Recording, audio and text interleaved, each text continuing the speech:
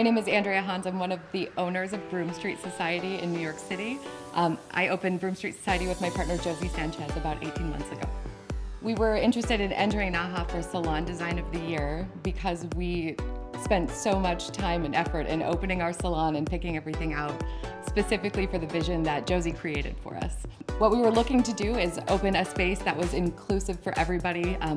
Anyone who walks through the door, we wanted to make sure that it was a place of respite for people coming off the streets of New York City. Definitely an indoor-outdoor garden, sort of urban terrarium feel is what we had in mind. I've known Josie for about 7 years. We started our journey to open a business about 2 years ago. Opening a salon has always been something I've wanted to do, and it was really nice to be paired up and meet Josie because all of my fears were things that she had under control, and all of the things she was worried about were things that I was really interested in. Winning a Naha in 2017 was really exciting for our entire team. It was really exciting, especially for Josie, who acted as our interior designer. It felt like a really nice culmination to a project that we completed and we're very proud of. Our team is a very eclectic group of hairdressers. We come from all over the United States, really. We do all kinds of hair in our salon, and again, it goes along with our all-inclusive, everyone is welcome sort of atmosphere at Broome Street. If I had any advice for salon owners to foster a successful salon environment, it would definitely be to regularly revisit your core mission and values. Sometimes things get away from us all, and everything can feel like a whirlwind depending on the time of the year, but just revisiting and refocusing and making sure that you're leading by example with your team is the best way to do that. So I'm Chelsea James. I am from Denver, Colorado. I own Forma Collective Salon.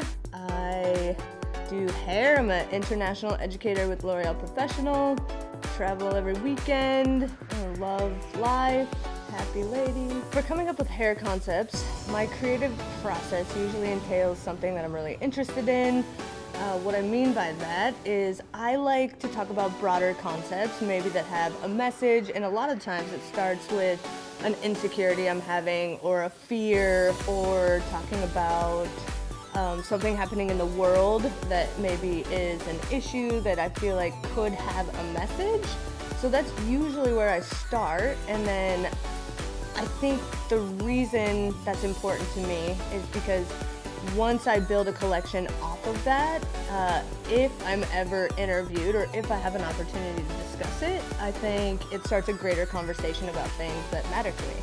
But I think for me, what I love about being a hairdresser is the versatility, right? So I get to create looks specific for my individual client and make the person their most beautiful self, but I'm also able to get really weird and participate in industry shows and do things on my Instagram that push the boundaries a little bit of the norm on what people think beautiful is, and so that's really exciting to me. Being an educator, I think, makes me double down on my craft, makes me stay relevant. I get to travel the world, and because I am an educator, I need to figure out how to add value, so I'm constantly going to classes, which is allowing me, and I get to go to shows and do different things for the brand, and so I've met a lot of people that I most admire, and I'll go up to people that have done what I want to do and ask them the questions that are hard, and most people in the industry are really loving.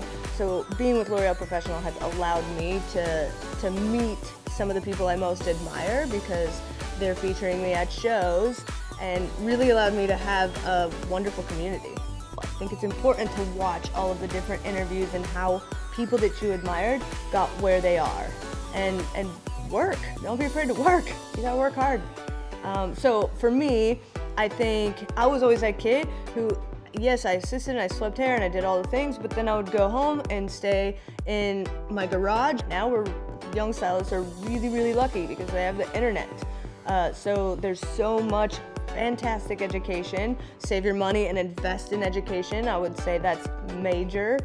Reach out to people around mentorship, but don't just ask them to mentor you. Add value to them somehow.